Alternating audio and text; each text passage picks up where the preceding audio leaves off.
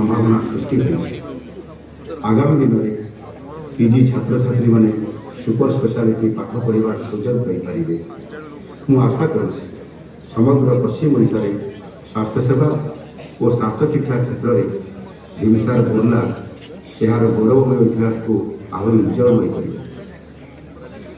ओडिशार स्वास्थ्य सेवा क्षेत्र को एक नूतन दिग देवाई आम सरकार प्रतिश्रुतिबद्ध हो कार्य करुछि। गत एक वर्ष मध्य आम 4000 डाक्तर और पारामेडिक्स पदवी पूरण करूँ।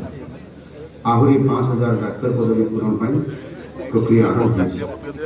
राज्यर समस्त खाली पड़ा पारामेडिक्स पदवी पूरण कर स्वास्थ्य भित्तिभूमि उन्नति आम स्वतंत्र गुरुत्व रही।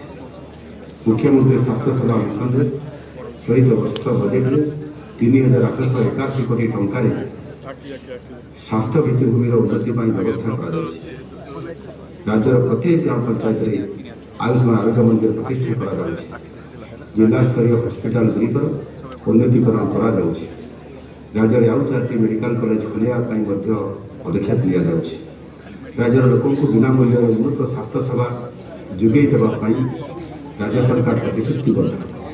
से आम सरकार ओडिशा रे आयुष्मान भारत प्रधानमंत्री जन आरोग्य योजना कार्यकारी कर सहित 70 वर्ष अधिक समस्त वरिष्ठ नागरिकों आयुष्मान वयोवंदना योजना सामिल कर द्वारा राज्य 3,52 लाख लोक देशर 29,000 हस्पिटाल बिना मूल्य चिकित्सा पाइपर।